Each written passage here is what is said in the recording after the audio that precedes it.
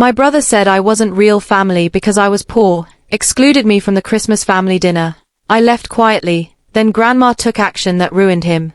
2 years ago, I was 30 years old, a finance analyst living a quiet, disciplined life that my family loved to hate.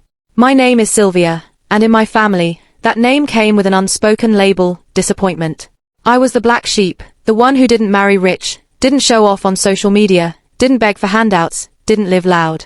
While I worked spreadsheets and late nights, my younger brother Ken lived like a walking luxury catalogue, designer clothes, flashy watches, expensive cars, exotic vacations, all proudly posted online with captions about grind and manifesting abundance, even though everyone knew the money was never his. Ken was handsome, charming, and married to a wealthy real estate developer named Vanessa. My parents adored him, praised him, defended him, and treated him like proof that they had succeeded as parents. Me, I was the cautionary tale. They said I was too serious, too boring, too independent, like those were flaws. While Ken received surprise cars and Rolex watches as encouragement, I got lectures about why I wasn't doing enough, why I wasn't helping the family more, why I wasn't married into money yet. Behind the scenes, my life was exhausting. I worked 3 part-time jobs on top of my main finance role, paid off a rent loan my parents refused to help with, saved aggressively, lived in a modest 1-bedroom apartment, and drove an old but reliable Lexus I'd bought outright. I dated James, a kind high school teacher who brought homemade dinners and believed in slow progress and honest work. My family laughed at him too, called him small ambition, but James never once made me feel small. Ken never missed a chance to remind me how different we were. At family dinners, holidays, random group chats, he'd joke about my budget lifestyle, my middle-class dreams, my sad car. My parents laughed along, my grandfather Ethan nodded approvingly at Ken's confidence, and I sat there swallowing my pride, reminding myself that dignity doesn't need applause. What none of them knew was that every insult sharpened my focus, every humiliation pushed me deeper into my work, into understanding money, patterns, risks, truths people hide behind luxury. Our family wealth didn't come from Ken or his wife. It came from Grandma Ruth. She was quiet, generous, old-school wealthy, the kind who built her fortune slowly and never bragged. She funded family vacations, helped with mortgages, paid off debts quietly, and never once threw it in anyone's face. Everyone pretended they were self-made, especially Ken, who loved telling people he'd figured life out early. The breaking point came at Christmas. Grandma planned a luxury ski resort vacation in Miami, her treat, first-class flights, private villas, spa access, the works. I hesitated about going, but Grandma insisted, saying family mattered, saying she wanted everyone together. Ken smirked when he saw my modest luggage, made comments about hope the resort allows older cars, and laughed when I ignored him. On the second night, after dinner and champagne, Ken pulled his stunt. He loudly announced that there had been a reservation mistake, that I wasn't listed for the premium villa, that I'd apparently been booked into a cheaper off-site hotel.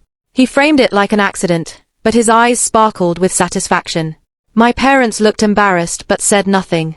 Vanessa smiled politely. My grandfather chuckled and said it would build character. Something inside me went quiet. I didn't argue, didn't cry, didn't defend myself. I thanked Grandma calmly, told her I didn't want to inconvenience anyone, packed my things, and left the resort that night. James picked me up, no questions asked, just held my hand while I stared out the window, feeling something finally settle in my chest. Clarity. What my family didn't know was that for years, I had been keeping notes. Not out of spite, but out of habit. I noticed inconsistencies, spending patterns that didn't align with income, debt masked as wealth. As a finance analyst, numbers talk, and theirs were screaming. Ken's business ventures were bleeding cash. Vanessa's developments were over-leveraged. My parents' accounts showed withdrawals tied directly to Grandma's generosity. Credit lines stacked on credit lines, loans disguised as gifts, delayed payments hidden under luxury. I never planned to expose them. I just wanted to understand.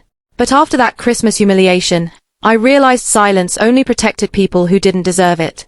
When Grandma called me 2 days later, confused and hurt, asking why I left so quietly, I told her everything. Calmly. Factually.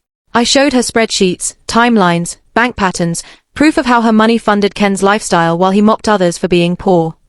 I showed her how my parents relied on her monthly without telling her the truth, how they enabled Ken while shaming me for independence. Grandma didn't cry. She didn't yell. She went silent, the kind of silence that means someone is finally seeing clearly. The fallout was brutal. Grandma cut off discretionary funding immediately. No more luxury trips, no more surprise bailouts, no more quiet checks. Ken's world collapsed fast. Creditors called. Investments failed.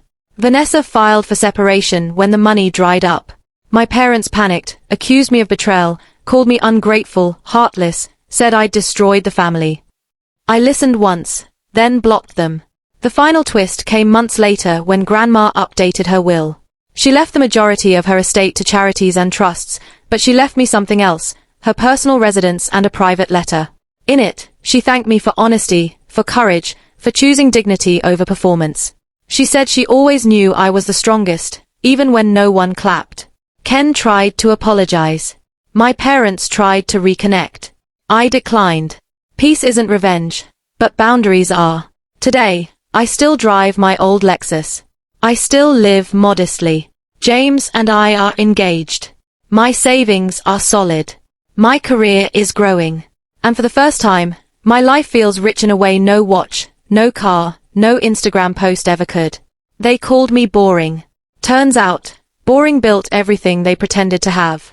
Months later, I heard through relatives that Ken had sold his watches, returned the car, and moved into a smaller apartment.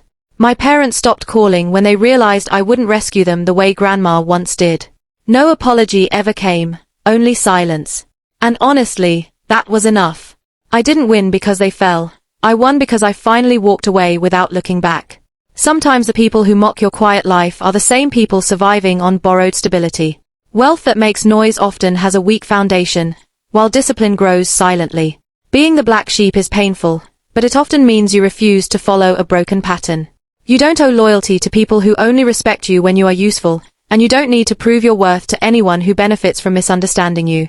Boundaries are not betrayal, they are self-respect. And in the end, the real revenge is not watching them fall, but realizing you no longer need their approval to stand tall. Please like, share and subscribe for more stories. Thank you.